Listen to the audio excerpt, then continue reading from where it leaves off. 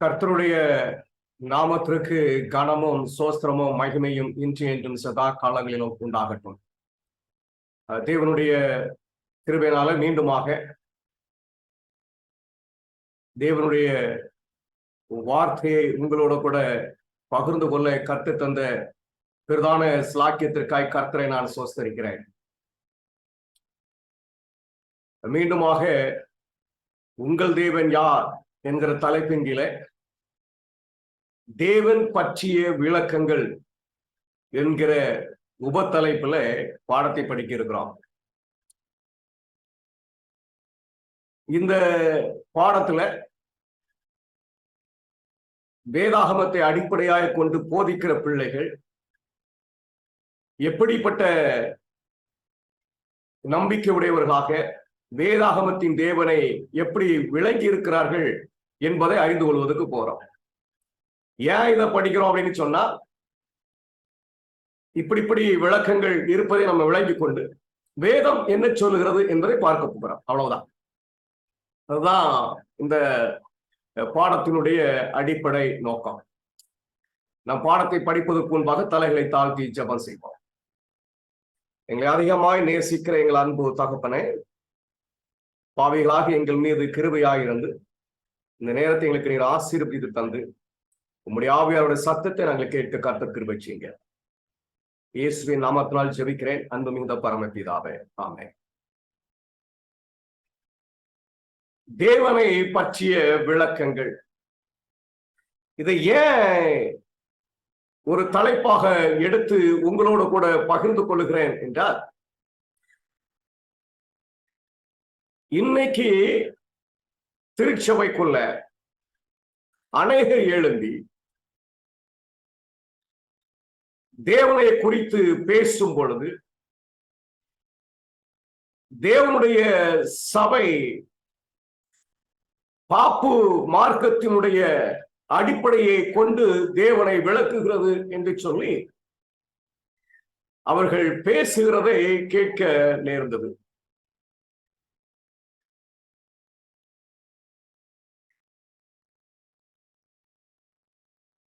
இப்படி அவர்கள் குற்றம் சாட்டி சபை ஏதோ மருள விழுந்தது போல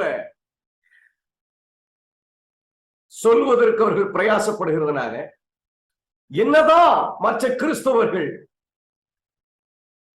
வேதாகமத்தின் தேவனை குறித்து பேசுகிறார்கள் என்பதை நாம் அறிந்து கொண்டு வேதம் இந்த தேவனை எப்படி வெளிப்படுத்துகிறது என்பதை தொடர்ந்து பாடங்களை படிக்கும் பொழுது நம்ம விளங்கிக் கொள்ள போகிறோம். முதலாவது, கத்தோலிக்க சபை வைத்திருக்கிற நம்பிக்கையை நாம் அறிந்து கொள்வதற்கு பிரயாசப்பட போகிறோம். கத்தோலிக்க சபை முன்னதாக வேதாகமத்தினுடைய தேவனை விளங்கிக் கொள்வதற்கு ஏதுவான கண்ணோட்டங்கள் கிறிஸ்துவர் மத்தியில் இல்லாத போது அந்த வேதத்தின் தேவனை வெளிப்படுத்துவதற்கு அவர்கள் பிரயாசப்பட்டார்கள். அவர்கள் ரோமோடு கைகோர்த்து நின்றார்கள். மரணம் அடைந்த சபையாக இருந்து வேதத்தின் தேவனை வெளிப்படுத்துறதுக்கு அவர்கள் பிரயாசப்பட்டாங்க. அதுல பிரச்சனை எல்லாம் வந்துச்சு. கடைசியில் ஒரு முடிவு எடுத்தார்கள். என்ன விளக்கத்தை அவர்கள் கொடுக்கிறார்கள் என்பதை நம்ம விளங்கிக் கொள்ள போகிறோம். அவர்களுடைய நம்பிக்கையை அவர்கள் சொல்லுகிறார்கள். இப்போது இது கத்தோலிக்க நம்பிக்கை.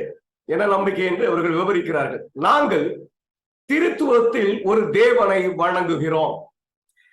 மேலும் அந்த திருத்துவம் ஒற்றுமையில் நபர்களை குழப்பாமல் அல்லது பொருளை பிரிக்காமல், பிதாவின் நபர் ஒருவர், குமாரனுடைய நபர் மற்றொருவர், பரிசுத்த ஆவியானவர் மற்றொருவர். ஆனால் பிதா, குமாரன் மற்றும் பரிசுத்த ஆவியானவர் ஒரு தேவன். அவர்களின் மகிமையை சமமானது, அவர்களின் மகத்துவம் இணை நித்தியம். தேவனை பற்றி அவர்கள் வைத்திருக்கிற நம்பிக்கை வெளிப்படையா சொல்றாங்க. அதுல நம்ம கவனிக்க வேண்டிய ஒரு பகுதி என்ன அப்படின்னு சொன்னா, மூன்று நபர்களை குறித்து அவர்கள் பேசுகிறார்கள், பிதா, குமாரன், பரிசுத்த ஆவி. ஆனா இவர்கள் பொருள் சப்ஸ்டன்ஸ், காட் அப்படிங்கிற சப்ஸ்டன்ஸ்ல பொருள்ல ஒன்றாய் இருக்கிறார்கள் என்று நம்புகிறார்கள்.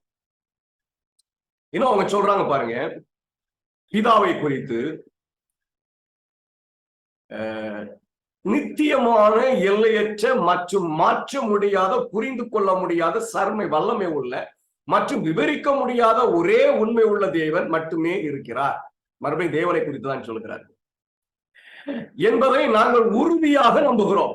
ஒரு தேவன் தான் நாங்கள் உறுதியாக நம்புகிறோம் மற்றும் ஒப்புக்கொள்ளுகிறோம். ஒருத்தர் தான் இருக்காரு, நாங்க அதை நம்புகிறோம், அதை ஒப்புக்கொள்ளுகிறோம். பிதாவும் குமாரனும் பரிசுத்த ஆவியும் உண்மையில் மூன்று நபர்கள். இவங்க மூன்று நபர்கள் என்று சொல்லுகிறதை கவனத்தில் கொள்ளுங்க. ஆனால் ஒரு சாரம், பொருள் அல்லது இயல்பு முற்றிலும் எளிமையானது. தேவன் ஒருத்தர் தாங்க நாங்க முழுசா நம்புறாங்க. பிதா, குமாரன், பரிசுத்தாவி என்று மூன்று பேர் இருக்கிறாங்க. ஆனா அவங்க ஒரே சாரங்க, ஒரே சப்ஸ்டன்ஸுங்க, ஒரே பொருளுங்க என்று அவர்கள் நம்புகிறார்கள். இந்த ஒரே சப்ஸ்டன்ஸ், ஒரே பொருள் என்று அவர்கள் சொல்லுகிறதை நம்ம விளங்கி கொள்ள வேண்டும். இப்போ என்ன வெளிப்படை சொல்ற, நாங்க ஒரு தேவனைத்தான் நம்புகிறோம், அதை ஒப்புக்கொள்றோம், ஒருத்தர் தான் இருக்காரு. ஆனா மூணு நபர்கள் இருக்காங்க. அந்த மூணு பேரும் என்ன எப்படி இருக்கிறாங்கன்னா ஒரே சாரம், ஒரு சாரம் தான், 2 3 அல்ல, ஒரு பொருள்ல அவர்கள் இருக்கிறார்கள் என்று அவர்கள் நம்புகிறார்கள். அவங்களுடைய ஓத், நான் தேவன் ஒருவர் என்று நம்புகிறேன், அவர் சர்வ வல்லமை உள்ள பிதா. ஒருவர் தான் தேவன் என்று நம்புகிறார்கள். இவங்க கூடுதலா ஒரு இன்ஃபர்மேஷன் கொடுக்குறாங்க, அவர் யாருன்னா பிதா. வானத்தையும் பூமியும் காணக்கூடிய மற்றும் கண்ணுக்கு தெரியாத அனைத்தையும் படைத்தவர். என்ன நம்புகிறாங்க நல்லா தெளிவா நம்ம புரிஞ்சுக்கணும். ஏன்னா தேவனுடைய சபை கத்தோலிக்கத்தினுடைய திரித்துவத்தை போதிக்கிறது என்று சொல்லி அநேகர் வாதிடுகிறார்கள். ஒரு தேவன் தான் என்பதை முழுமையாய் நம்புகிறார்கள், ஒப்புக்கொள்ளுகிறார்கள். மூன்று நபர்கள் இருக்கிறார்கள், மூன்றுவரும் ஒரே சாரம், ஒரு பொருள். இதுல பிதாதான் அந்த ஒரே தேவன் என்பதையும் அவர்கள் நம்புகிறார்கள். வேற என்ன நம்புகிறாங்க அப்படின்னு சொன்னா, குமாரனை குறித்து அவர்கள் சொல்லும் பொழுது, எல்லா காலங்களுக்கும் முன் பிதாவிடம் இருந்து பிறந்த தேவனுடைய ஒரே பேரான குமாரனாகிய ஒரு கர்த்தராகி இயேசு கிறிஸ்துவை நான் நம்புகிறேன். யாரிடத்திலிருந்து பிறந்தது? பிதாவினிடத்திலிருந்து பிறந்தவர் இயேசு கிறிஸ்து. தேவனிடமிருந்து தேவன், ஒளியில் இருந்து ஒளி, உண்மையான தேவனிடம் இருந்து உண்மையான தேவன், பிறந்தவர், உருவாக்கப்படவில்லை, உண்டாக்கவில்லை, சிருஷ்டிக்கவில்லை, அவர் பிறந்தாரு அப்படின்னு அவங்க நம்புறாங்க. பிதாவோடு ஒத்த தன்மை உடையவர், அவர் மூலமாகவே அனைத்தும் உண்டாயின, மனிதர்களாகிய நமக்காகவும் நம் ரட்சிப்புக்காகவும் அவர் வானத்திலிருந்து இறங்கி வந்தார். ரொம்ப அழகா அவங்க வெளிப்படுத்துறாங்க, எந்த பிரச்சனையும் இல்லாம வெளிப்படுத்துறாங்க. அவங்க விசுவாசத்தை அழகா சொல்றாங்க. ஒரு தேவன் தான் இருக்கிறாரு, அதை அவங்க ஒப்புக்கொள்கிறோம், அவர் பிதாங்க. அவர்ல இருந்து பிறந்தவர் குமாரன். அவர் எப்படி பிறந்தவர்? அவர் பிறந்தவராக இருப்பதனால தேவன்ல இருந்து வந்தவர் தேவன், உண்மையான தேவன்ல இருந்து வந்தவர் உண்மையான தேவன், ட்ரூ காட். பிறந்தவர் யார்கிட்ட? பிதாவினிடத்திலிருந்து. பிதாவினிடத்திலிருந்து ஒரு பிறந்ததுனால இவரும் தேவன். எப்படி பிதா நித்தியமா இருக்கிறாரோ அப்படி போல இவரும் நித்தியமானவர். ஏன்னா அவர்ல இருந்து வந்திருக்கிறார். இத எப்படி விளங்கலாம் அப்படின்னு சொன்னா, ஞாபகத்துக்கு வருகிறது லேவி தசமபாகம். ஆபிரகாம் தசமபாகம் செலுத்தும் பொழுது ஆபிரகாமும் தசமபாகனு சொல்லும் போது, அப்ப லேவி அவனுக்குள்ள இருந்து தசமபாகனான்னு பவுல் எழுதுவார். அந்த மாதிரி இயேசு பிதாவில் இருந்தாரு, அங்க இருந்து பிறந்து வந்திருக்கிறாரு. அதனால பிதா எப்படி நித்தியமானவரோ அப்படி போல இயேசு நித்தியமானவர். அவர் நித்தியமா இருக்கல, பிறந்தாரு. அந்த பிறப்பு தேவனிடத்திலிருந்து உண்டானதுனால தேவன் எப்படி நித்தியமானவரோ பிதா எப்படி நித்தியமானவரோ அவரும் நித்தியமானவர். இதுதான் அவர்களுடைய நம்பிக்கை. ஆவியானவரை குறித்து அவர்கள் சொல்லுகிறத பாருங்க. நான் பரிசுத்த ஆவியானவரை விசுவாசிக்கிறேன், அவர் கருத்து ஜீவனை கொடுப்பவர், பிதா மற்றும் குமாரனிலிருந்து வெளிப்படுகிறவர், அவர் பிதா மற்றும் குமாரனுடன் போற்றப்பட்டு மகிமைப்படுத்தப்பட்டவர், தீர்க்கதரிசிகள் மூலம் பேசியவர். பரிசுத்தாவியானவர் யாரில இருந்து வெளிப்படுகிறார் அப்படின்னு சொன்னா பிதாவினிடத்திலிருந்து குமாரனிடத்திலும் வெளிப்படுகிறார் சொல்லுவாங்க. இப்படி பிதாவினிடத்திலும் குமாரனிடத்திலும் வெளிப்பட்டதுனால பிதா எப்படி தேவனாய் இருக்கிறாரோ அதே போல பரிசுத்தாவியானவரும் தேவன். எப்படி பிதா நித்தியமானவராய் இருக்கிறாரோ அவரும் நித்தியமானவர்.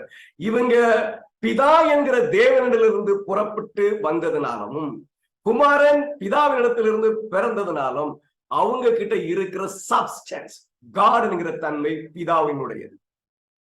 இதுதான் அவங்க விசுவாசம். அவர்கள் குமாரனையும் பரிசுத்தாவியானவரையும் தேவன் என்று நம்புகிறதுக்கு காரணம் என்னன்னு சொன்னா the substance, தேவன் என்கிற அந்த சப்ஸ்டன்ஸ் யாரிடமிருந்து வந்ததுன்னா பிதாவினிடத்திலிருந்து வந்தது. அந்த பிதாவினிடத்திலிருந்து சப்ஸ்டன்ஸ் குமாரனுக்கு வந்ததுனாலும் அங்கிருந்து புறப்பட்டு வந்ததுனால அது ஆவியானவரிடத்தில் இருப்பதனால மூவரும் தேவன் என்று நம்புகிறார்கள். ஆனா ஒருத்தர் தான் தேவன், பிதாதான் தேவன், குமாரன் அங்க இருந்து வந்ததுனால தேவன், பரிசுத்த ஆவியானவர் அவர்களிலிருந்து புறப்பட்டதுனால தேவன்.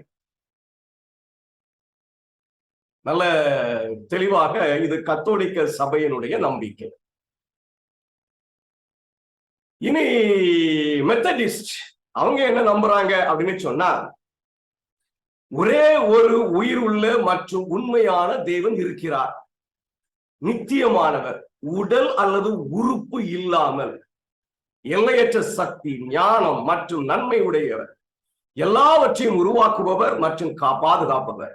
என்ன ஒரு புரிதல் இருக்கு இங்க வெளிப்படுது அப்படின்னு சொன்னா இவங்க தேவனை ஒரு நபராய் பார்க்கவில்லை, ஆவியாய் பார்க்கிறார்கள். எல்லாரும் அப்படிதான்.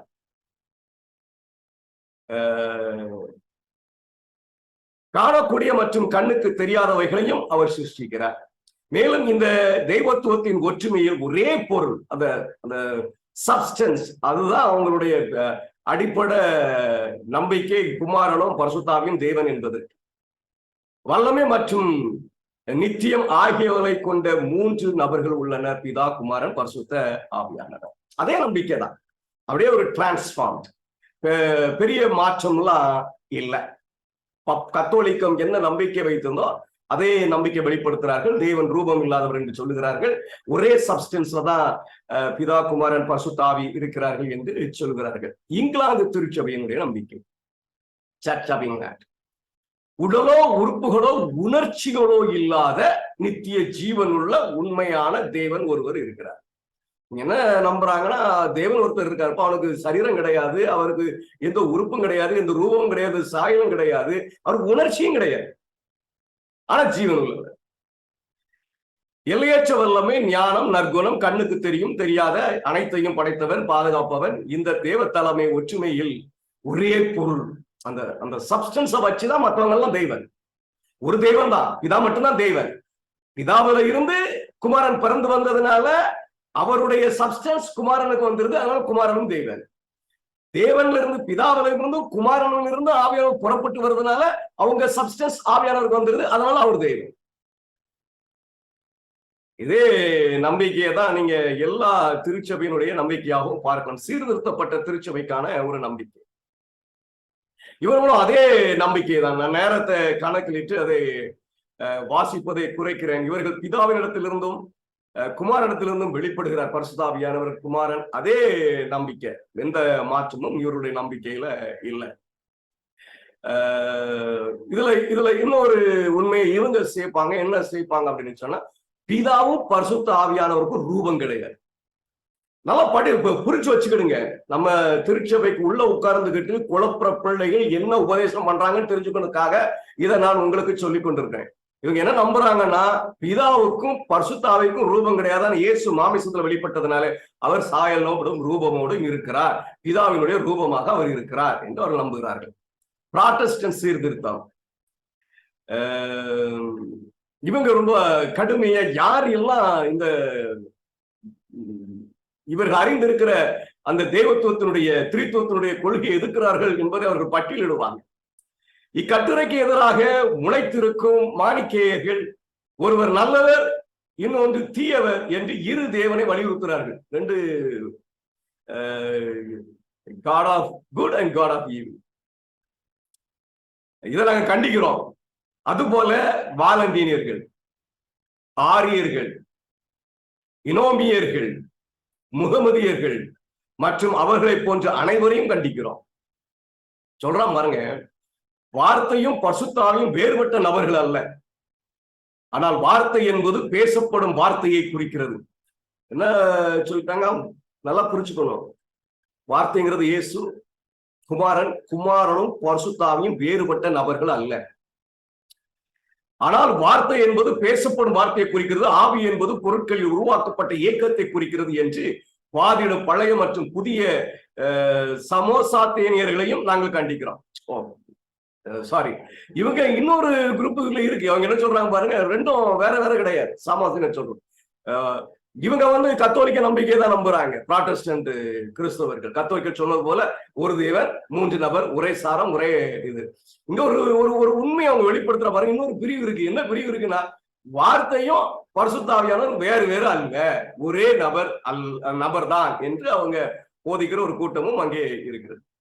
சரி, இன்னொரு தத்துவமும் இந்த கிறிஸ்துவ மார்க்கத்தில் இருக்கிறது. அவங்க என்ன சொல்றாங்க பாருங்க, ஒன்னஸ் பெந்தேகோஸ்தேயிசம், பென்டிகாஸ்டலிசம், பெந்தேகோஸ்தேயிசம் அப்படின்னு மொழியாக்கம் செய்திருக்கிறேன்.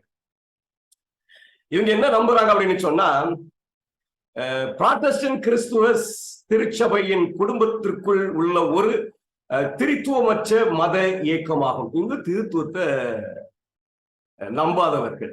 இது தேவனை பற்றிய அதன் போதனையிலிருந்து அதன் தனித்துவமான பெயரை பெற்றது. இது ஒருமை கோட்பாடு என்று பிரபலமாக குறிப்பிடப்படுகிறது. இது முடியாட்சியின் ஒரு மாதிரி வடிவமாகும். ஒரு ஆளுதான் என்ன சொல்றாங்க பாருங்க, பிதா, குமாரன், பரிசுத்தாவியானவர் உட்பட பல வழிகளில் தன்னை வெளிப்படுத்தும் நபர்களின் பாகுபாடு இன்றி ஒரே கடவுள், ஒரே தனித்துவமான தெய்வீக ஆவி இருப்பதாக இந்த கோட்பாடு கூறுகிறது. என்ன அவங்க நம்புறாங்கன்னு, ஒருத்தர் இருக்காருப்பா, அவர் ஆவியா இருக்காருப்பா, அவருக்கு ரூபம் இல்லை, அவருக்கு சாயம் இல்லை, அவர் தான் பிதாவா குமாரனாக பரிசுத்தாவியா வெளிப்பட்டாரு. 3 நபர்லாம் கிடையாது, ஒருத்தர் தான் இருக்காரு. பிதா குமாரனானாரு, தேவன் பிதாவானாரு, தேவன் குமாரனானாரு, தேவன் ஆவியானவர் ஆனாரு. இப்படி அவர் வெளிப்படுவார். நீங்க இந்து புராணங்களை பார்ப்பீங்க, நிறைய அவதாரங்கள் எடுக்கிற மாதிரி அவர் ஒருத்தர் தான் இருக்காரு, ஆனா பல வெளிப்பாடுகளை அவர் காட்டி இருக்கிறாரு என்று நம்புகிறாரு. திருத்துவத்தை அவர் நம்பல. ஆனா எப்படி நம்புறாங்க? ஒருத்தர் இருக்காரு, அவர் பிதாவா வெளிப்படுறாரு, அவர் தான் குமாரனை வெளிப்படுத்துறாரு, அவர் தான் இயேசுவாக பரிசுத்த ஆவியாக வெளிப்படுகிறார். இன்னொரு உபதேசமும் இருக்கிறது, கிட்டத்தட்ட நம்ம கடந்த முறை பார்த்ததுக்கு ஒத்து இருக்கும். ஒற்றையாட்சி, யூனிட்டரினிசம். இவங்களும் திருத்துவமற்ற கிளை, திருத்துவத்தை நம்புவதில்லை. அதாவது பாப்பு மார்க்கம் கொண்டு வந்திருக்கிற அந்த திருத்துவம், அவங்க ஒரு உபதேசம் வச்சிருக்காங்க தெரியுமா, அந்த உபதேசத்தை நம்புவதில்லை. ஒற்றையாட்சி கிறிஸ்தவர்கள் பிரபஞ்சத்தின் ஒற்றை மற்றும் தனித்துவமான படைப்பு ஆலையாக தேவனின் ஒற்றை தன்மையை உறுதிப்படுத்துறாரு. ஒருத்தர் தான் இருக்காருங்க. இந்த நினைக்கிற மாதிரி 3 நபர்லாம் கிடையாதுங்க, ஒரே ஆளுதான் இருக்காங்க. அந்த ஒரே ஆளு இப்படி முந்தி பார்த்தோம் இல்ல, பிதாவாவோ குமாரனாவோ பரிசுத்தாவியோ அப்படிலாம் அவதாரம்லாம் எடுத்து வரலங்க. சொல்றான் பாருங்க, இயேசு கிறிஸ்து தனது தார்மீக போதனைகளில் தேவனால் ஏவப்பட்டார். அவர் ஒரு மனுஷங்க, அவர் ஆண்டவர் ஏவுனாரு, அவரு வேலையை செய்தாரு, அவர் மனுகுலத்தின் இரட்சகராக ஏற்றுக்கொள்ளப்பட்டார். தான் அவங்க நம்பிக்கை. ஒருத்தர் தாங்க, 3 பேரும் கிடையாது, ஒருத்தர் 3ஆ வரவும் இல்லை. இது ஒரு நம்பிக்கை. இன்னொரு சபை இருக்கு பாருங்க, யெகோவாவின் சாட்சிகள். இது ஒரு கடுமையான ஒரு நம்பிக்கை உள்ள சபை. யெகோவாவின் சாட்சிகள் தேவன் தான் சிருஷ்டிகரும் பரம்பொருளும் என்று நம்புகிறார்கள். சாட்சிகள் திருத்துவ கோட்பாட்டை நிராகரிக்கிறார்கள். அது வேதாகமத்திற்கு விரோதமானது என்று அவர்கள் கருதுகிறார்கள். அவர்கள் தேவனை பிதாவாக, குமாரன் இயேசு கிறிஸ்துவிடமிருந்து வேறுபட்ட ஒரு கண்ணுக்கு தெரியாத ஆவி நபராக பார்க்கிறார்கள். Spirit person. இவங்க ஒரு விளக்கம், முற்றிலும் வேறாக அவரை தனியாக பார்க்கிறார்கள். பரிசுத்த ஆவியானது மும்மூர்த்திகளின் 3ஆம் பாகத்தை விட தேவனின் சுறுசுறுப்பான சக்தியாக விவரிக்கப்படுகிறது. வல்லமை, பரிசுத்த ஆவியானவர் ஒரு வல்லமை. அவர் 3ஆம் நபர்லாம் கிடையாது, குமாரனுக்கும் பிதாவும் வேற அப்படிங்கிறத அவங்க நம்புகிறாங்க. தேவன் எல்லையற்றவர் ஆனால் அணுகக்கூடியவர் என்று அவர்கள் நம்புகிறார்கள். அவர் எங்கும் நிறைந்தவர் அல்ல. தேவன் எல்லா இடத்துல எல்லாம் இருக்க முடியாதுங்க, பரலோகத்துல மட்டும் தான் இருக்காரு அப்படின்னு அவங்க என்ன செய்யறாங்க, நம்புகிறார்கள். யெகோவாவின் சாட்சியில் இயேசு தேவனுடைய ஒரே பேரான குமாரன் என்றும் அவருடைய வாழ்க்கை பரலோகத்தில் தொடங்கியது என்றும் நம்புகிறார்கள். அவர் தேவனின் முதலாவது படைப்பு என்று நம்புகிறார்கள். அவங்க என்ன சொன்னாங்க, அவர் பிறந்தாருங்க, சிருஷ்டிக்கப்படலைங்க அப்படின்னு நம்பினாங்க கத்தோலிக்கர். இதுதான் கத்தோலிக்க சபையினுடைய நம்பிக்கை. இவங்க என்ன நம்புறாங்க அப்படின்னு சொன்னீங்களா, அவர் சிருஷ்டிக்கப்பட்டவருங்க, அவர் முதலாவது படைப்பு, அவர் பரலோகத்தில வாழ்ந்து கொண்டிருந்தார் என்று நம்புறார்கள். ஆவியானவர் ஒரு வல்லமைங்க, அது மனுஷன்லாம் கிடையாது, நபர்லாம் கிடையாதுங்க, பிதா மட்டும்தான் தேவங்க. பிதா முதல்ல அவருக்கு உதவியாக யார உண்டாக்கினாரு, குமாரனை உண்டாக்கினார்.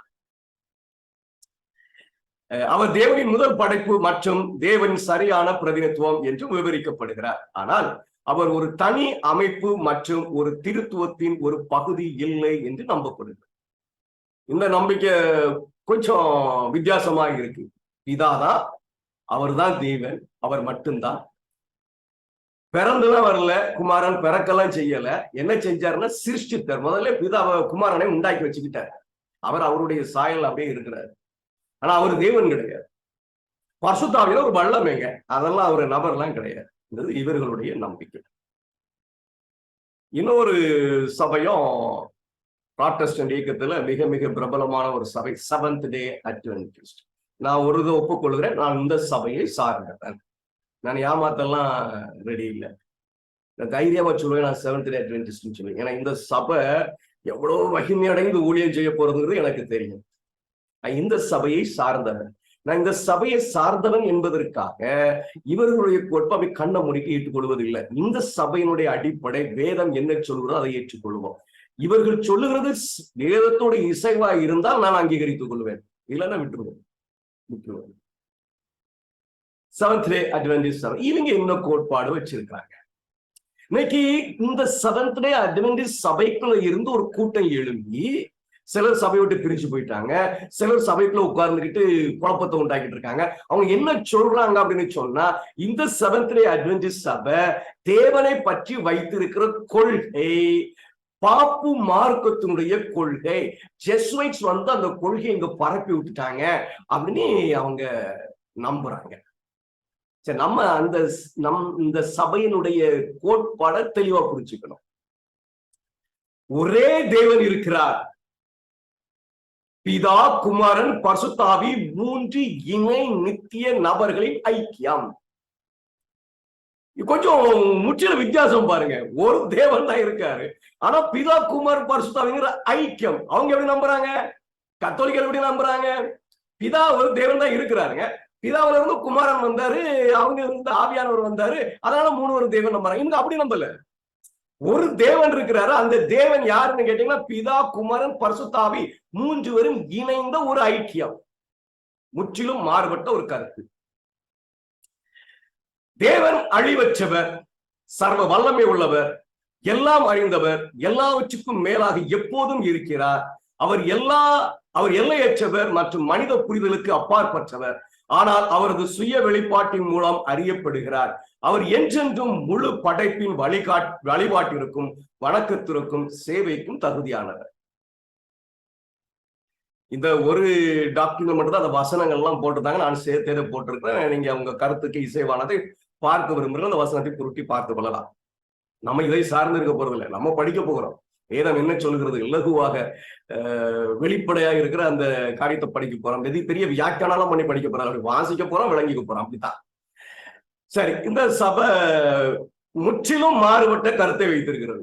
மூன்று இணைந்த ஒரு தேவன், மூன்று இணைந்த ஒரு தேவன்.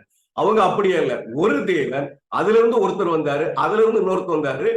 இந்த ஒரு தேவன்ல இருந்து இரண்டு நபர்கள் வந்ததுனால மூன்று பேரும் இணைந்த ஒரு தேவன். இவங்க அப்படியே இல்ல, மூன்று பேரும் இணைந்த ஒரு தேவன். முற்றிலும் வேறுபட்ட ஒரு கருத்தை இங்க பார்க்க முடிகிறது. இன்னும் அந்த சபை என்ன சொல்லுது பாருங்க, நித்திய பிதாவாகிய தேவன் அனைத்து படைப்புகளிலும் சிருஷ்டிகர், ஆதாரம், பராமரிப்பவர் மற்றும் ஆளுகிறவர். அவர் நீதியும் பரிசுத்தமும் இரக்கமும் கிருபையும் உள்ளவர். கோபப்படுவதில் தாமதம். நீ எல்லா இடத்துலயும் இதை பார்க்க முடியாது. இந்த கோபத்தை குறித்து சொல்லியே இருக்க மாட்டாங்க. அவர் கோபப்படுவாரு அப்படிங்கிற ஒரு நம்பிக்கை உள்ளவர்கள். உறுதியான அன்பும் உண்மையும் நிறைந்தவர். குமாரனில் பரிசுத்த ஆவியும் வெளிப்படும் குணங்களும் வல்லமைகளுக்கும் பிதாவினுடையவர். இப்போ இவங்க என்ன ஒரு நம்பிக்கையை வச்சிருக்காங்க? 3 பேரும் இணைந்த ஒரு தேவன். அதுல பிதா யாரு என்பதை விளக்குகிறார்கள். பிதா அவரு நீதியும் பரிசுத்தமும் இரக்கமும் கிருபையும் உள்ளவர். கோபப்படுவதில் தாமதம், கண்டிப்பா கோபப்படுவார். உறுதியான அன்பும் உண்மையும் நிறைந்தவர் என்று நம்புகிறார்கள். இன்னும் அவர்கள் குமாரனை குறித்து என்ன நம்பிக்கையை வைத்திருக்கிறார்கள் என்று நம்ம விளங்கிக் கொள்ள வேண்டும். நித்திய குமாரனாகிய தேவன் இயேசு கிறிஸ்துவில் அவதரித்தார். அவரால் அனைத்தும் சிருஷ்டிக்கப்பட்டன. தேவனின் தன்மை வெளிப்படுத்தப்பட்டது. மனுகுலத்தின் ரட்சிப்பு நிறைவேற்றப்பட்டது. உலகம் நியாயந்தீர்க்கப்பட்டது. என்றென்றும் மெய்யாகவே தேவனாக அவர் உண்மையிலேயே மனிதராக இயேசு கிறிஸ்து ஆனார். அவர் ஒரு தேவனாக இருந்து மனிதனாக மாறினார் என்று நம்புகிறார். எப்படி தேவன் பிறந்து இல்ல, சிருஷ்டிக்கப்பட்டு இல்ல, அவர் தேவனாகவே இருந்து மனிதனானார். 3 தனித்தனி தெய்வத்தன்மை உடையவர்கள் இணைந்த ஒரு தேவன். இது இந்த திருச்சபையினுடைய நம்பிக்கை. தேவன் என்பவர் ஆவி அல்ல, நபர் என்பது இந்த திருச்சபையினுடைய நம்பிக்கை. அதுல குமாரன் என்பவர் தேவனாக இருந்து மனுகுலத்துக்காக ஜீவனை கொடுக்க வந்தவர். ஆனால் தேவனின் நீதியும் அன்பையும் முழுமையாக எடுத்து காட்டினார். அவருடைய அற்புதங்கள் மூலம் அவர் தேவனுடைய வல்லமையை வெளிப்படுத்தினார். மற்றும் தேவனின் வாக்குத்தத்த மேசியாவாக சான்றளிக்கப்பட்டார். நம்முடைய பாவங்களுக்காக நம்முடைய ஸ்தானத்திலும் அவர் சிலுவையில் பாடுபட்டு மரித்தோரிலிருந்து எழுப்பப்பட்டு நமக்காக பரலோக பரிசுத்த ஸ்தலத்தில் ஊழியம் செய்து பரலோகத்திற்கு ஏறினார். தம்முடைய ஜனங்களின் இறுதி விடுதலைக்காகவும் எல்லாவற்றையும் மீட்பதற்காகவும் அவர் மீண்டும் மகிமையுடன் வருவார். A perfect understanding of God, Jesus, Son of God. அவர் என்னென்ன செய்தார் என்பதை அவர்கள் வெளிப்படுத்துறார்கள். அவர் என்ன ஒரு நம்புகிறாங்க? தேவனாய் இருந்து அவர் வெளிப்பட்டார் என்று நம்புகிறார்கள். மனிதனாக வெளிப்பட்டார் என்று நம்புகிறார்கள். இன்னும் அவங்க சொல்றாங்க பாருங்க, அந்த குமாரனை குறித்து இது போன்ற முறையில் மோனோஜீன்ஸ், அதாவது பிதாவில இருந்து குமாரன் வர்றது, அவங்கள இருந்து ஆவியானவர் வர்றது, இப்படி ஒரு ஜீன் குமாரன் பிதாவில இருந்து பிறந்ததுனால, பிதாவினுடைய ஜீன் அவருக்கு வந்ததுனால, பிதாவினுடைய பெயர் அவருக்கு வந்துட்டு, பிதாவினுடைய தன்மை அவருக்கு வந்துட்டு அப்படின்னு பேசுவாங்க. அதுதான் பாப்பு மார்க்கத்தினுடைய விளக்கம் மற்றும் புராட்டஸ்டன்ட் விளக்கம். அதுல இருந்து வித்தியாசப்படுகிற 3 குழுவை நம்ம பார்த்தோம். இப்போ முழுமையா வித்தியாசப்படுற இன்னொரு குழுவை பார்க்கிறோம். எல்லாரையும் காட்டியும் வித்தியாசமா படுகிறாங்க. அந்த ஜீன் எல்லாம் இல்லை. எண்ணம் மோனோ ஜீன்ஸ் பெற்றெடுக்கும் எண்ணம் கொண்டு இல்லை, மாறாக தனித்துவம் கொண்டு உள்ளது. இண்டிபெண்டன்ட். மேலும் கிறிஸ்துவுக்கு பயன்படுத்தப்படும் போது பிதாவுடனான அவரது தனிப்பட்ட உறவை வலியுறுத்துகிறது. இத இந்த ஒன்லி பிகாட்டன் அப்படின்னு சொல்லுவாங்க. ஒரே பேரான குமாரன், அவர் முதல் பிறந்தவர், இப்படிலாம் இருக்கலாம். அந்த வசனங்கிறது அவங்க என்ன நம்புறாங்க அப்படின்னா, இது ஜீன் எல்லாம் கிடையாதுங்க, பிறந்தெல்லாம் வர்றது கிடையாதுங்க. இந்த குமாரனுடைய தன்மையும் பிதாவுடைய தன்மையும் அவரை ஒத்து இருக்கு, அதனால அவருடைய குமாரன் என்று சொல்லப்படுகிறது என்று அவர்கள் நம்புகிறார்கள். நம்ம படிக்க போறோம் அந்த ஒரே பேரான குமாரன்னா என்ன அப்படின்னு நம்ம படிப்போம்.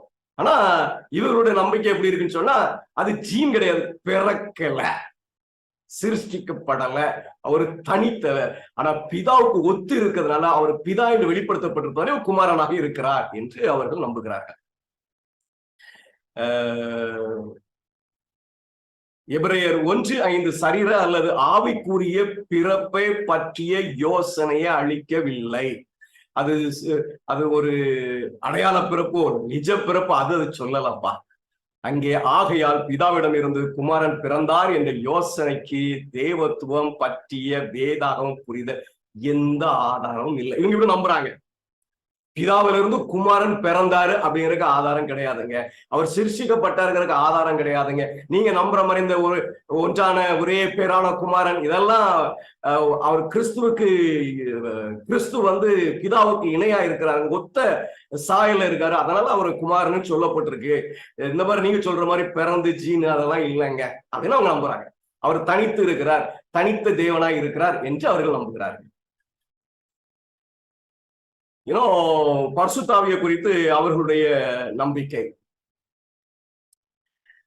நித்திய ஆவியான தேவன் பிதா மற்றும் குமாரனுடன் சிருஷ்டிப்பு, ஆதாரம் மற்றும் மீட்பு செயலில் இருந்தார். பிதாவையும் குமாரனையும் போலவே அவரும் ஒரு நபர். வேதம் எழுதுபவர்களுக்கு உத்வேகம் அளித்தார். அவர் கிறிஸ்துவின் வாழ்க்கையை வல்லமையால் நிரப்பினார். அவர் மனிதர்களை இழுத்து கண்டிக்கிறார். பதிலளிப்பவர்களை அவர் புதுப்பித்து தேவனுடைய சாயலுக்கு மாற்றுகிறார். எப்பொழுதும் தம்முடைய பிள்ளைகளோடு இருக்க பிதாவாலும் குமாரனாலும் அனுப்பப்பட்டவர். அவர் சபைக்கு ஆவிக்குரிய வரங்களை விரிவுபடுத்துகிறார். கிறிஸ்துவுக்கு சாட்சி கொடுக்க அதிகாரம் அளிக்கிறார். தேவ வசனங்களுக்கு இணையாக அவர்களை முழு சத்தியத்திற்கு வழிநடத்துகிறார். பொதுவா இந்த சபை குமாரனை குறித்தும் சரி, பிதாவை குறித்தும் சரி, பரிசுத்தாவியனை குறித்தும் சரி, அவங்க படிக்கும் போது என்ன மனநிலையில படிக்கிறாங்க அப்படின்னு சொன்னா ஒரு காரியம்தான். என்ன அப்படின்னு கேட்டீங்கன்னா, அவங்களுடைய செயல் அடிப்படையில தான் விளங்கி கொள்றதுக்கு பிரயாசப்படுறாங்க. இதுல பரிசுத்தாவியானவர் அனுப்பப்பட்டவர். அவங்க நினைக்கிற மாதிரி அவங்க இருந்து அப்படி புறப்பட்டு வரல. அவர் ஒரு நபர், அவர் அனுப்பியிருக்காங்க. குமாரன் ஒரு நபர், அவர் வந்த மாதிரி பரிசுத்தாவியம் வந்திருக்கிறாரு அப்படின்னு இவர்கள் நம்புகிறார்கள். ஏன்னா நம்பல அப்படிங்கிறதையும் அவர்கள் சொல்லுகிறார்கள். வேறு வார்த்தையில் கூறுவதானால், ஆவியின் நடைமுறை என்பது பாரம்பரிய இறையியல் நம்பியதை போல திருத்துவத்தின் நபரின் அமைப்பில் ஒரு உள் செயல்முறையை குறிக்கல. அப்படி அங்கிருந்து புறப்பட்டு வந்து திருத்துவம் உண்டாயிடுச்சு அப்படிலாம் அது குறிக்கலங்க. பரிசுத்த ஆவியானவர் பிதாவிடம் இருந்து வருகிறாரா பிதா மற்றும் குமாரனிடம் இருந்து வருகிறாரா, அல்லது பிதாவிடம் இருந்து குமாரன் மூலமாக வருகிறாரா என்பதை பற்றிய கேள்வி வேதாகமத்தில் நாம் காணும் பிதாவிடம் இருந்து பிறந்த மற்றும் வெளிப்பட்ட மொழியாக வேதாகமத்தில் ஒரு உள்ளான தெய்வீக செயல்முறையை குறிப்பிடுவதாக தவறாக புரிந்து கொள்ளப்பட்டதை நாம் காண்கிறோம். இவங்க என்ன நம்புற, நீங்க தப்பா புரிஞ்சுக்கிட்டீங்க, பிறந்து வரலங்க, புறப்பட்டு வரலங்க, அவர் தனித்தவருங்க, அவர் அனுப்பப்பட்டாருங்க. அப்போ இந்த சபையினுடைய தெய்வத்துவத்தை குறித்த அறிவு முற்றிலும் மாறுபட்டு இருக்கு. கத்தோலிக்க இதை சார்ந்து இல்லை, புராட்டஸ்டன்ட் இதை சார்ந்து இல்லை, ஜெகோவா விட்னஸ் இதை சார்ந்து இல்லை. இது முற்றிலும் வேறு விளக்கம் கொடுக்கிறது. இவர்கள் ஒரு தேவன் என்று நம்புகிறோம். நான் எப்படி நம்புகிறோம்னு சொன்னா, 3 பேரும் இணைந்த ஒரு தேவனை நாங்கள் நம்புகிறோம். நாங்க இயேசு வந்து பிறந்ததாக நம்பல, அவர் முதல்ல இருந்து இருக்கிறார், அவர் தேவனா இருந்து மனுஷனாக வந்தவர் என்று நம்புகிறோம். நாங்க பரிசுத்த ஆவியானவர் பிதாவோ குமாரனோ அதுல இருந்து புறப்பட்டு வந்ததாக நம்பவில்லை. நாங்க என்ன நம்புறோம் அப்படின்னு சொன்னா, அவர் ஒரு தனிநபர், அவர்கள் அனுப்பப்பட்டவர், அதுதான் அவர் புறப்பட்டு வந்ததாக நாங்கள் நம்புகிறோம் என்று அவர்கள் முற்றிலும் மாறுபட்ட கருத்து. சபத்துடைய அட்வென்டிஸ்ட் பிள்ளைகளுக்காக சொல்லுகிறேன். இது இந்த கருத்து கத்தோலிக்க கருத்து அல்ல, புராட்டஸ்டன்ட் கருத்து அல்ல, ஜெகோவா விட்னஸ் கருத்து அல்ல, யூனிட்டரிசம் கருத்து அல்ல, பெண்டிகாஸ்டலிசம் கருத்து அல்ல. இவர்கள் முற்றிலும் மாறுபட்ட ஒரு தேவனை பார்க்கிறார்கள். சரி, நம்ம உள்ள இருந்துகிட்டு இந்த சபையினுடைய இந்த நம்பிக்கைக்கு எதிராக பேசுகிற பிள்ளைகள் என்ன கருத்துடையவர்களாக இருக்கிறார்கள். நான் அவங்க ஏதாவது ஆர்டிகல்ஸ் இருக்குமோ, அவங்க என்ன டெனாமினேஷன் பார்த்து அவங்க தனித்தனியா சபைகள் நடத்துறாங்க. நிறைய பேர் சபைக்குள்ள உட்கார்ந்துகிட்டு பேசிக்கிட்டு இருக்கிறவங்க, ஆட்கள் பிடிக்கிற வேலையை பார்த்துக்கிட்டு இருக்கிறாங்க. நான் அவங்களுக்கு ஏதோ ரிட்டர்ன் ஒரு இதை என்னால பார்க்க முடியல. ஆனா அவர்களோடு நான் சம்பாஷிக்கும் போது அவர்கள் வெளிப்படுத்திய அந்த காரியங்களை நான் அவர்களுடைய கோட்பாடாக இங்கு பதிவிடுகிறேன். எஸ்டிஆர் 2 வைத்துக் கொண்டேன். தேவன்தான் சிருஷ்டிகரும் பரம்பொருளும் என்று நம்புகிறார்கள். இவர்கள் திரித்துவ கோட்பாட்டை நிராகரிக்கிறார்கள். திரித்துவ கோட்பாடுனா இவங்களுக்கு என்ன அப்படின்னு சொன்னா, பிதா குமார பரிசுத்தம் 3 பேர், 3ங்கிற எண்ணி இருக்கு தெரியுமா, அதை அவங்க அதுதான் தேவத்துவமே நினைக்கிறாங்க. கம்ப்ளீட்டா வேற படிக்கிறோம். தேவத்துவம்ங்கிறது வந்து இந்த 3ங்கிற எண்ணிக்கையிலேயே அடங்கி போகல. அது ஒவ்வொருத்தரும் ஒவ்வொரு விளக்கங்கள் உடையவர்களாக இருக்கிறார்கள். செவன்த் டே அட்வென்டிஸ்ட் சபையினுடைய விளக்கம் முற்றிலும் வேறையா இருக்கு. அவங்க ஒரு தேவன்ல இருந்து குமாரன் பிறந்ததாகவோ ஆவியானவர் வெளிப்பட்டு நம்பல. 3 பேர் தனித்தனி ஆனா இணைந்தவர், அவர்கள் இணைந்து காணப்படுகிறதால ஒரு தேவன் அப்படின்னு நம்புறாங்க. இவங்க திரித்துவ கோட்பாடை நிராகரிக்கிறார்கள். ஏன் நிராகரிக்கிறாங்கன்னா அது வேதத்து விரோதமானது என்று அவர்கள் கருதுகிறார்கள். இன்னும் அவங்க அது கத்தோலிக்க கோட்பாடு என்று கருதுகிறார்கள். அதனால அதை விளக்குறாங்க. தேவன் ஆவி அல்ல, தப்பு கிடக்கு. அவர்கள் தேவன் ஆவி அல்ல நபர் என்று நம்புகிறார்கள். அப்படி நம்பல அவங்க. நான் அதை தவறுதலாக இங்க பதிவிட்டு இருக்கிறேன். அவர்கள் என்ன நம்புறாங்க அப்படின்னு சொன்னா, இயேசுதான் ஆவி, ஆவியா வந்துட்டாரு, அவருக்கு ரூபம் கிடையாது, அவருக்கு ஒன்றும் கிடையாது, உணர்ச்சி எல்லாம் கிடையாதுங்கிற மாதிரி, அவருக்கு சாயெல்லாம் கிடையாது, ஒரு ஆவி அப்படின்னு சொன்னாங்க. அதுல போய் நீங்க அவங்க கிட்ட போய் ஆவி என்னதுன்னு கேட்டா விளக்கமே சொல்ல மாட்டாங்க. அது கிறிஸ்துவின் ஆவி, கிறிஸ்துவின் ஆவி, கிறிஸ்து தான் அந்த ஆவி, வேற 2வது நபர்லாம் கிடையாது, கிறிஸ்து தான் ஆவியா வந்துட்டாரு. நம்ம ஒரு கோட்பாடு படிச்சோம் தெரியுமா, பிதா தேவன் பிதாவாக, தேவன் குமாரனாக, தேவன் ஆவியாக வந்தார் நம்புறோம் தெரியுமா. அதே மாதிரி இவங்க கிறிஸ்துவ ஆவியா வந்துட்டாருன்னு சொல்லுவாங்க. அவர் நபர் என்று நம்ப மாட்டார்கள். நான் தவறுதலாக பதிவிட்டு இருக்கிறேன். ஸ்லைடு ஏற்றும் போது நான் உங்களுக்கு PDF ஏற்றும் போது நான் திருத்தி அனுப்புகிறேன். சரிங்க, வேற என்ன நம்புறாங்க? பிதாதான் தேவன் என்று நம்புகிறார்கள். வேற யாரும் கிடையாதுங்க, பிதா மட்டும்தான் தேவன் என்று நம்புகிறார். இது எங்க உள்ள கோட்பாடு நினைக்கிறீங்க? இதுதான் கத்தோலிக்கம் நம்புகிறது, இதுதான் புராட்டஸ்டன்ட் நம்புகிறது, இதான் ஜெகோவா விட்னஸ் நம்புகிறது. ஆனா தேவனுடைய சபை பிதாவை தேவனாய் நம்புகிறது, குமாரனை தேவனாய் நம்புகிறது, பரிசுத்தாவியை தேவனாய் நம்புகிறது. முற்றிலும் மாறுபட்ட கருத்து. இவங்க போதிக்கிற போதனை எதை தழுவியது என்று சொன்னால், பாப்பு மார்க்க போதனையை தழுவியது, ஜெகோவா விட்னஸ் போதனையை தழுவியது, யூனிட்டேரியசம் போதனையை தழுவியது.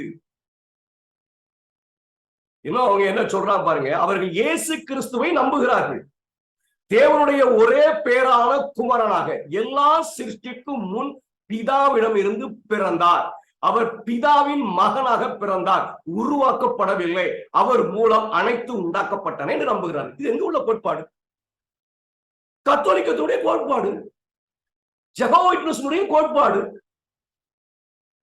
குமாரன் பிதாவிலிருந்து பிறந்தது. கத்தோலிக்கமா என்ன செஞ்சுவாங்க அப்படின்னு சொன்னா, கத்தோலிக்கர் என்ன செய்வாங்க அப்படின்னு சொன்னா, குமாரன் பிதாவிலிருந்து பிறந்ததுனால அவர் தேவன் ஆயிட்டாரு, நித்தியமா இருக்கிறாரு அப்படின்னு சொல்லிடுவாங்க. ஜெகோவா விட்னஸ் அவர் பிறக்கிறார் நம்ப மாட்டார், சிருஷ்டிக்கப்பட்டாருன்னு சொல்லிடுவான், அது இடையில வந்தார் ஆயிடுவான். இவங்க என்ன சொல்லுவாங்க அப்படின்னு சொன்னா, சிருஷ்டிக்கப்பட்டாருன்னு சொல்ல மாட்டாங்க, சொன்ன பிரச்சனை ஆயிருங்கிறதுக்காக சொல்ல மாட்டாங்க, பிறந்தாருன்னு சொல்லுவாங்க. ஆனா நித்தியமாக இடையில எப்பவுமே பிறந்துட்டாரு, இடையில எப்பவும் பிறந்துட்டாரு. குழப்பம். மிக மிக பலவீனமான போதனை இதுதான், மிக பலவீனமான போதனை இதுதான். அவங்களாவது ஒரு ஸ்டாண்ட் எடுத்துருவாங்க, ஸ்டாண்ட் எடுத்துக்க மாட்டான். இயேசு சிருஷ்டிக்கப்பட்டவர்னு சொல்ல மாட்டான், பிறந்தவர்னு சொல்லுவான். அவன் பிறந்தவர்னு சொல்லி நித்தியமானவர் கொண்டு போயிருவான், தெய்வம் கொண்டு போயிருவான். இவன் பிறந்தவர்னு சொல்லுவான், நித்தியமானவர் ஒத்துக்கிட மாட்டான். குழப்பம்னா குழப்பம். ஆனா இந்த உபதேசம் எது சார்ந்து இருக்குது? கத்தோலிக்க மார்க்கத்தை சார்ந்து இருக்குது, யெகோவா விட்னஸை சார்ந்து இருக்கிறது, விழுந்து போன பாபிலோனிய புராட்டஸ்டன்ட் சபைகளை சார்ந்து இருக்கிறது. புதுசெல்லாம் ஒண்ணும் கிடையாது. இன்னும் அவங்க பரிசுத்தாவியை குறித்து அவங்களோட நம்பிக்கை, பரிசுத்தாவியானது பிதாவிடம் இருந்து குமாரனிடம் இருந்தும் வருகிறது என்று அவர்கள் நம்புகிறார்கள். இது பிதா மற்றும் குமாரனின் செயலுக்கான வல்லமை என்று விவரிக்கப்படுகிறது. அது ஒரு நபர் அல்ல, ஒரு ஆவி என்று அவர் நம்புகிறார்கள்.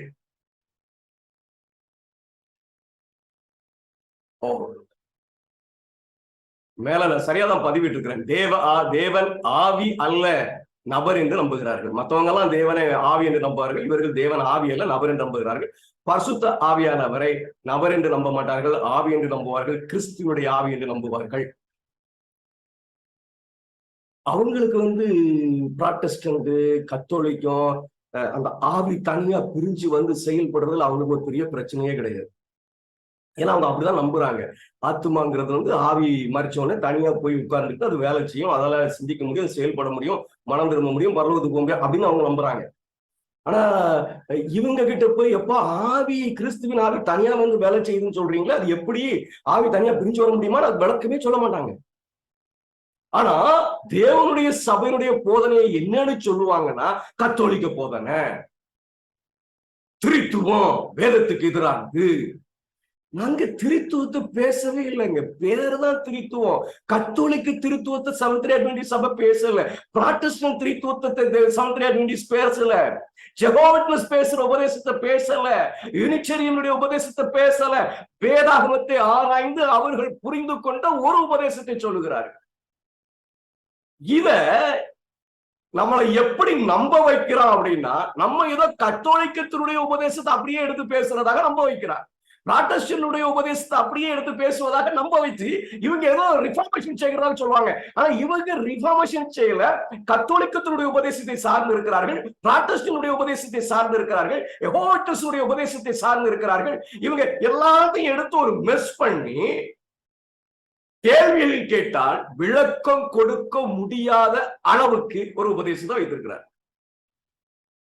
ரொம்ப கேள்வியெல்லாம் கேட்டுட்டீங்கன்னா எபிரேய பாஷைக்கு போயிருவாங்க, எபிரேய இலக்கணத்துக்கு போயிருவாங்க, குழப்பிடுவாங்க.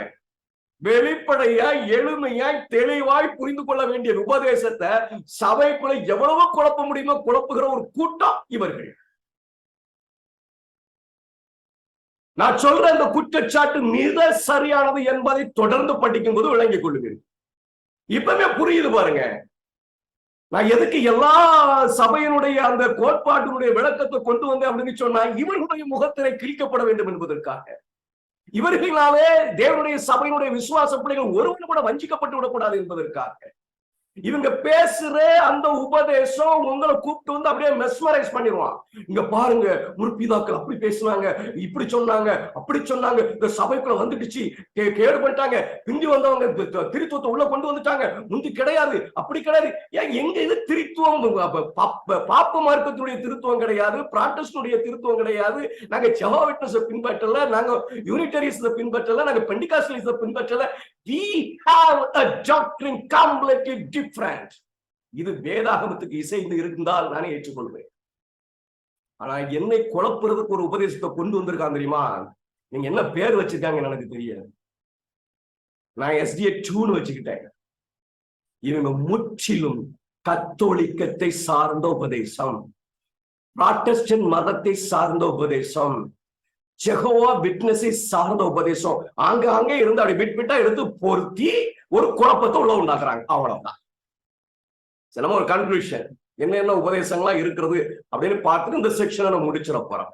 அடுத்த செக்ஷன்ல நம்ம தொடர்ந்து அந்த தேவனை குறித்து அறிகிறதுக்கு நம்ம பிரயாசப்படுவோம். சரி, நம்ம படித்த உபதேசங்கள்ல ஒரு தேவன், அவர் பிதாவாக இருக்கிறார், பிதாவிலிருந்து பிறந்தவர் குமாரன், அவர் தேவனிலிருந்து வந்ததால் அவரும் தேவன், அதனால் அவர் பிதாவை போல் நித்தியமானவர். கத்தோலிக்க உபதேசம். பிதாவினாலும் குமாரனாலும் இருந்து புறப்பட்டவர் ஆவி, அவர் தேவனிலிருந்து புறப்பட்டதால் அவரும் தேவன், அதனால் அவர் நித்தியமானவர். அதனால் ஒரு தேவன் என்பது பிதா குமரன் ஆவி இணைந்த ஒன்றாகும். ஏனென்றால் அவர்கள் தேவன் என்கிற ஒரு பொருளை உடையவர்கள். அதுல ஒரு தொத்தா பிரிஞ்சு வந்ததுனால அவர்கள் தேவன், தனித்து தேவன் அல்ல, தனித்த தேவர்கள் அல்ல, அங்க இருந்து வந்ததுனால தேவன், அங்க இருந்து வந்ததுனால தேவன். இது கத்தோலிக்க உபதேசம். இன்னும் அதை நம்ம படிச்சதுல சாராம்சம் தான் எடுக்கிறேன். ஒரு தேவன், அவர் பிதாவாக இருக்கிறார், அவருக்கு ரூபம் இல்லை, அவர் ஆவி. இது ஒரு நம்பிக்கை. பிதாவும் ஆவியானவரும் ரூபம் இல்லாதவர், ஆனா குமாரன் மாமிசத்துல ரூபமுடையவராக இருக்கிறார். பரிசுத்த ஆவி மற்றும் ரூபம் இல்லாத ஒரு வல்லமை, இது ஒரு நம்பிக்கை. மற்ற 2 பேருக்கும் ரூபம் இருக்குன்னு நம்புறாங்க. பரிசுத்த ஆவிக்கு ரூபம் இல்லாத ஒரு வல்லமை. ஒரு தேவன், அவர் பிதாவும் குமாரனாகவும் ஆவியாகவும் வெளிப்பட்டார். ஒரு தேவன் தான், அவர் தான். எத்தனை மேனிஃபெஸ்டேஷன்ஸும் பண்ணிக்கலாம், எத்தனை எப்படி சொல்றது, அவங்க எப்படி வேணாலும் வெளிப்பட்டு கொள்ளலாம், பிதாவாக குமாரனாக பரிசுத்த ஆவியாக, இனி எத்தனை வேணாலும் வெளிப்படலாம். ஆனா தேவன் ஒருத்தர் தான். ஒரு தேவன், அவர் பிதா, வேறு யாரும் தேவன் கிடையாது. குமாரன் தேவனால் ஏவப்பட்ட மனுஷன், அவர் இரட்சகரும் கூட. இது ஒரு கொள்கை. இன்னொரு இது நம்ம படித்தது, ஒரு தேவன், அவர் பிதா மட்டும்தான், அவர் ஆவியான நபர், ஆவியான நபர். எப்படி விளக்குவாங்களும் தெரியல. குமாரன் பிதாவிடம் இருந்து இடைப்பட்ட காலத்தில் பிறந்து பரலோகத்தில் வாழ்ந்தவர், பரிசுத்த ஆவி வெளிப்பட்ட ஒரு அவர் மட்டும்தான் தேவன், மீதெல்லாம் சிருஷ்டிக்கப்பட்ட மாதிரி அவங்க இடைக்காலத்தில் பிறந்துங்கிறது ஜெகோவா விட்னஸ். இதுல பிறந்துன்னு சொல்றது சிருஷ்டிக்கப்பட்டது வணிகம். இடைக்காலத்தில் பிறந்தது என்பது கத்தோலிக்க மார்க்கத்தினுடைய போதனை, புராட்டஸ்டன்ஸுடைய போதனை. அதுல ஜெகோவா விட்னஸ் வந்து பிறந்ததுன்னு சொல்ல மாட்டார், சிருஷ்டிக்கப்பட்டவர்கள் என்று சொல்லுவார்கள். இந்த நம்ம எதிர்த்து நம்ம சபைக்குள்ளே கிடந்து குழப்பத்தை உண்டாக்குறாங்களா, அவங்க பிறந்தவர் என்று சொல்லுவார்கள். பிதா குமாரன் பரிசுத்த ஆவி இணைந்த ஒரு தேவன் இருக்கிறார். இது செவன்த் டே அட்வென்டிஸ்டுடைய நம்பிக்கை. இந்த இணைந்த தேவன் தன்மை அவர்களுடைய ஒரே குணத்தை அடிப்படையாக கொண்டது. அவங்க இணைஞ்சிருக்கிறாங்க, நம்ம நம்பி ஒரு தேவனை நம்புறதுக்கு அவருடைய செயல், அவருடைய ஞானம், அவருடைய தன்மை ஒரே நிலையில் இருக்கிறது. குமாரன் தேவனிலிருந்து பிறந்தவர் அல்ல, பிதாவை போல் ஒத்த குணமுடையவர். ஆவி பிதா மற்றும் குமாரனில் இருந்து வெளிப்பட்டவர் அல்ல, மூவரும் தனித்தனி நபர். இது ஒரு நம்பிக்கை. இப்போ பல நம்பிக்கைகளை பார்த்துட்டோம். அதுல நான் செவன்த் டே அட்வென்டிஸ்ட் சொல்லிட்டேன்.